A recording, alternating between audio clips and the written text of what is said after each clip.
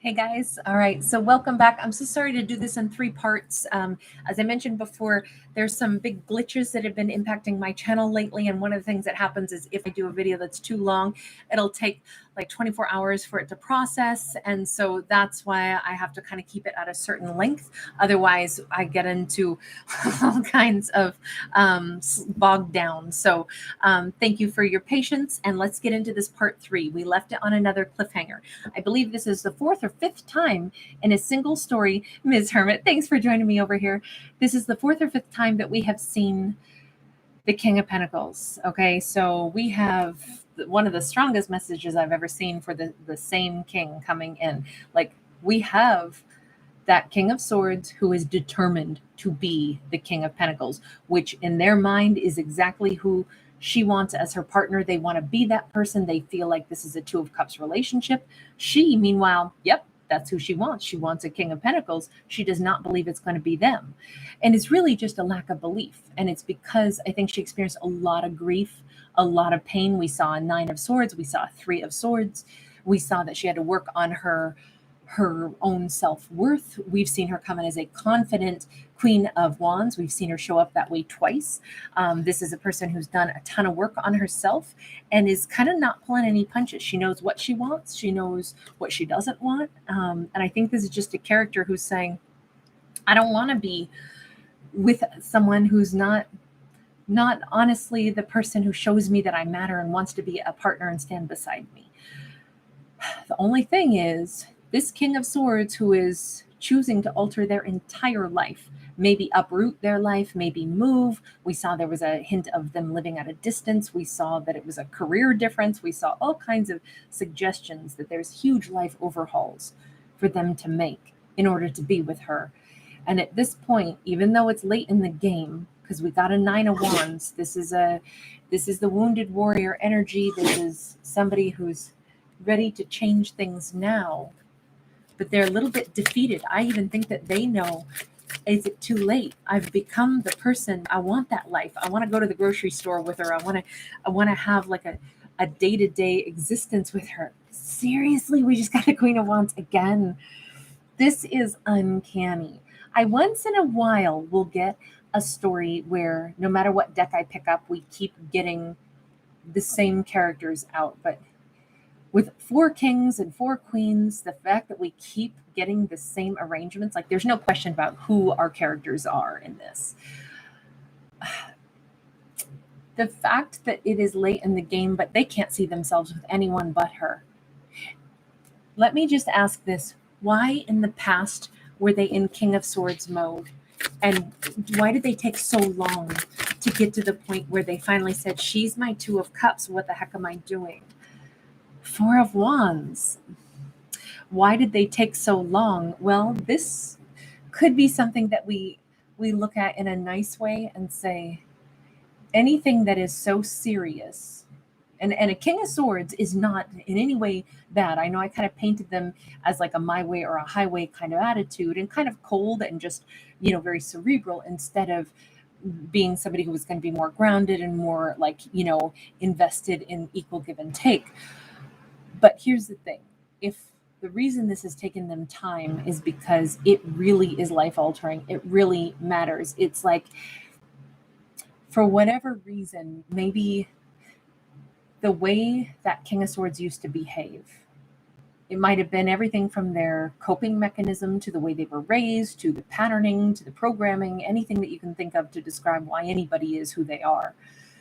And it was the only life they knew. Then they meet her, and it challenges everything that they thought life was going to be, everything they thought was normal. She challenged that. She's warm, she's sexy, she's loving, she's passionate, she's fiery.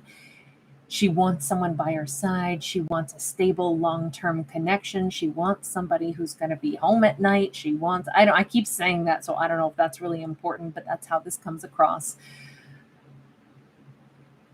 For them to say, my God, but I want that too. That's like a fundamental change inside of them.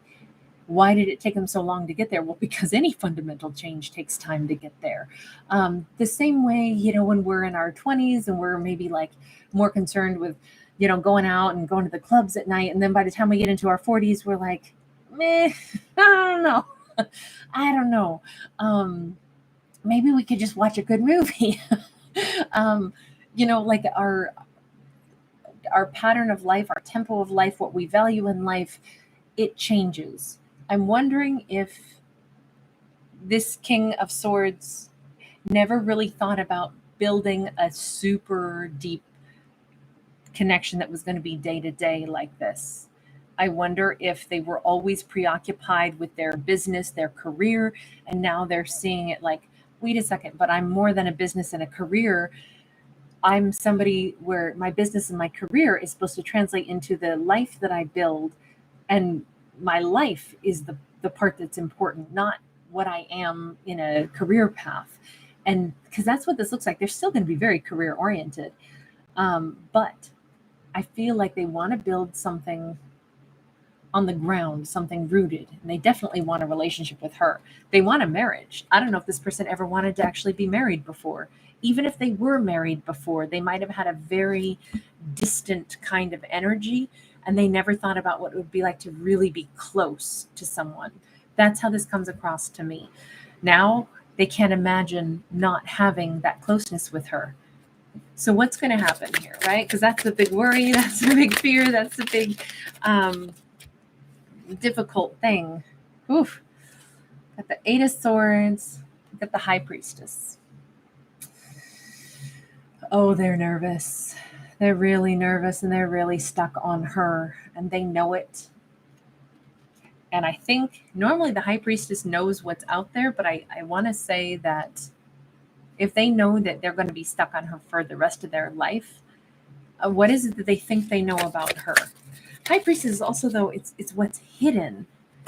So maybe they just haven't spoken this out loud.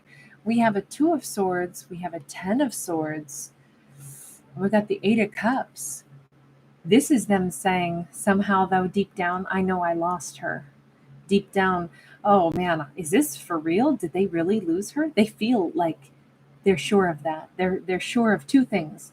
I will be stuck on her for the rest of my life, and something tells me I can never get close to her again. She's blocked me. It's truly over. It's too late, and she is down a whole different path. Kind of like I'm thinking of a Venn diagram where it's like her energy used to overlap theirs, and they feel something has, like, she's moved beyond, and her energy is now completely separate from theirs, even though now they're like, oh my God, I have to be with her. Okay, you can say that all day, but if you don't want something to be over, don't you got to fight for it, is what I would ask. That would be my question. Let's see. Six of Wands. Do they think she's out of their league? Has she gone to become famous or something? The reason I'm suggesting that is because we had, in part 2, we had, hold on, I don't dare bump that microphone or we might get static again or whatever was going on. We had a Four of Wands. I don't know where it went now, but we had a Four of Wands where there was like an element of like looking through into like some vortex. There it is. And I said, maybe they're watching her through some computer screen or, online, social media, Facebook, Meta, whatever it's called nowadays. You see all the paparazzi flashing? It almost feels like they're now like, oh my God, she's so fabulous. She's so this, she's so that. She's a freaking Queen of Wands. Anybody would be so lucky to have her. There's people after her all the time. She's so successful. Now that I want to be with her, there's no way she's still available because everybody wants her. Life force energy, Action of Cups. Well, good on them. They're going to go ahead and scrape up their own passion and desire, and they're going to come forward. They'll probably keep getting this kind of a message where it's like they're probably going to have to do some travel because our knights are action takers. They got to go down that tunnel. They got to go make their offer. They have to go find out. They say, I believe she's gone. I believe she's so far out of my league at this point and it's over and I'll never get her back. And this is why. They think because she's too successful, she can have anybody. Well, newsflash, darling, she could have always had anybody. The fact that she wanted you, look, it's a gift when somebody loves you. and you cared about her, but you didn't take the initiative because you wanted it your way or the highway. You wanted to live your life however you wanted, but still have her. Now you just want her and would alter that attitude, is what this whole storyline has been about. But I'm like, yikes. I can see why they think that they lost her. But if they're willing to pep things up and actually put in their energy to come forth and give their offer, even though right now they're like, she's gone. She's so far out of my league. I'm glad that they've got that power, that energy to go and try. Well done. Well done, character. Hey, the character made some mistakes, right? Three of Wands. They are still saying, I mean, maybe the future is as of yet unwritten, but it's just somewhere deep down they're insisting she's gone. So I guess my question would be, hold on, before I ask the final question, let me ask this other one. When they were in that King of Swords energy that we saw in part one, and we saw the Libra energy of the Justice card, and we saw that they want to fix that karmic injustice, and it looked like they were always gone. What I do want to ask is, what did they think, or what was the lifestyle that they were choosing instead of cooperating with her?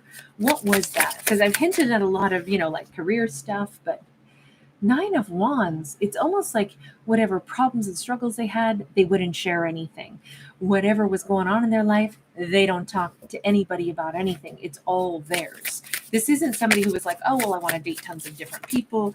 Oh, I just don't know who I want. Nah. The Fool, if anything, I wonder if they were a King of Swords because they were like either from that generation or from a, like a programming that told them, whatever problems I have in life, no one should see them. Certainly not a partner. And life is full of problems, let's face it. Money problems, career problems, personal problems, family problems. I mean, in a given day, if we really counted up the number of problems we face, the list is probably, for every human on earth, there's probably, 8 to 15 items on that list of, well, today's problems. My friend's mad at me, my boss is I'm not too sure they're thrilled with me. I've got this beef with somebody that I'm mad at. It just goes on and on. There's problems everywhere. But they did not want to share anything. And they did have some kind of issue. They did have some kind of, maybe they felt like a fool. Maybe they felt like there are things that they needed to change in their life, but they weren't sure how to do it. Maybe it was everything. I feel like this was a very career oriented person. But it's weird how one of their biggest hurdles toward being in a relationship with her was they didn't want to share problems in life. They wanted that to be, nobody gets to know. I'm a vault. That's so sad that this character might be losing her all because they didn't want anybody but them to deal with their stuff when everybody has stuff.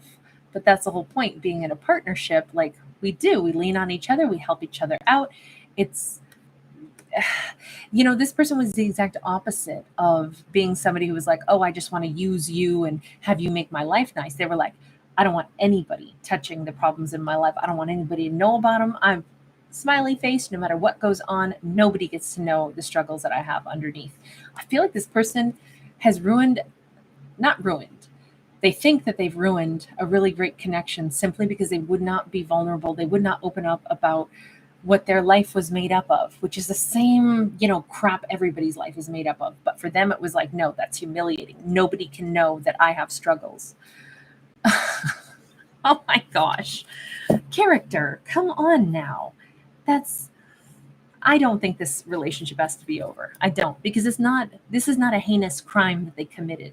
They love her. They want to be in an actual Four of Wands relationship. All of that makes so much more sense now.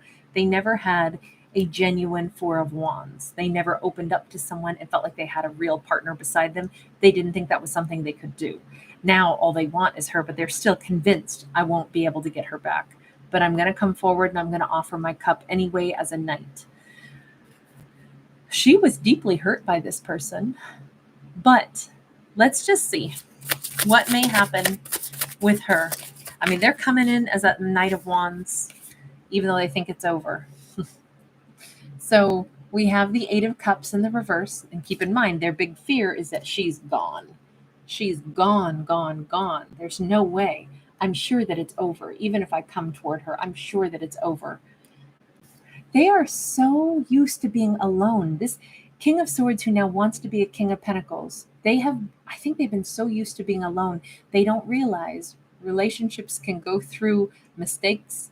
I mean, unless somebody's trying to be abusive and harm the other person, it's like mistakes that are just honest ones that were not intentional to cause somebody grief can be healed and fixed. I do not believe in fixing things that are abusive at all, but that's just me having a very firm boundary on abuse. That's why I don't tell stories about stuff like that, because that's a no man's land for me. But this is they're so convinced she's just gone. Only on her side, she's like, oh my God, they're back. I didn't know if I would ever think that they would be ready to be open. And I didn't know if would I be able to forget that they caused me a lot of grief, that I worked through stuff. Remember, she's already been working through stuff on her own. She's already made her life really quite powerful and quite good. And even though she's on the fence, the fact that they're coming back in, she's like, well, what are they here for? I'm going to hear them out. I'm not guaranteeing I'm going to feel like, oh, I feel safe to love them again or open up to them again until I know what are they here for. They're returning. It's like she says, this looks sincere. This looks like when they return, she could be a little surprised to discover that she's maybe more excited than she thought she was going to be. This cord was not cut. She just never really thought that they'd come back in. I don't think she understood why they behaved the way they did. Why were they cold? Why were they aloof? Why did they stay away? Why was it their way or the highway? Why didn't they want to be a partner? It's like they might have seemed very secretive, very cold. Of course, nobody's going to want that. It feels awful. It feels awful to be the person who has no idea what's going on with their supposed, partner. But in this story, they have no heinous secrets. They have nothing other than they don't want anybody to see them in a moment of weakness. They don't want anybody to see that they have problems in their life too. But I think she's surprised that it's like, wow, why are they here? Are they here for a good reason? Are some things different? Are they actually a King of Pentacles? Because on one hand, she never thought they were really going to do it. She thought, there's just not a chance. And there's no point in me breaking my own heart thinking about it. Like one day they're going to come back. But it looks like if they do, and if they come in sincere, the chance for a new beginning is very much on the table. So final message on this one then. It's nice to see the unexpected happen for all of our characters. Death and rebirth and the moon. Wow.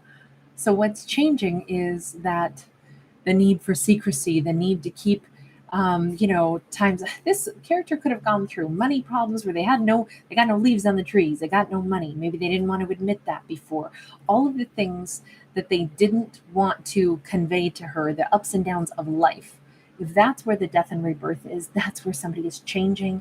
They don't want to operate that way in the shadows anymore, acting like it's like my problems can never be seen by another's eyes. That would be too humiliating. They're not acting like that anymore. And I think that's giving this relationship a real chance to start up again. The moon illuminates what's been hidden, and we do have wisdom here. I think to couple that with the death card, that's a pretty strong message of let's not do the I want to hide from you every time that there's a problem in life. They want a chance to be a partner. They've never had a partner beside them before. And they know to be with her, they have to be a real partner to her. It's interesting though that, this is such a good message, I think, because someone quit being an island because they finally decided it would be better to have love. And I don't know, I liked this one, even though it was definitely some trials and tribulations in this one, including trials and tribulations in the first video that we did, part 1, where there was poor audio on my side. So maybe this person really struggled with communication. All right, you guys, thanks so much for being here. I'll see you in the next one. Stay tuned. Also, tomorrow I'll be making some announcements about an upcoming Christmas party that we'll do. But we'll do some other videos still tonight as well. Bye, you guys. Bye for right now. Good to see you, Dwayne. Hey. Bluegrass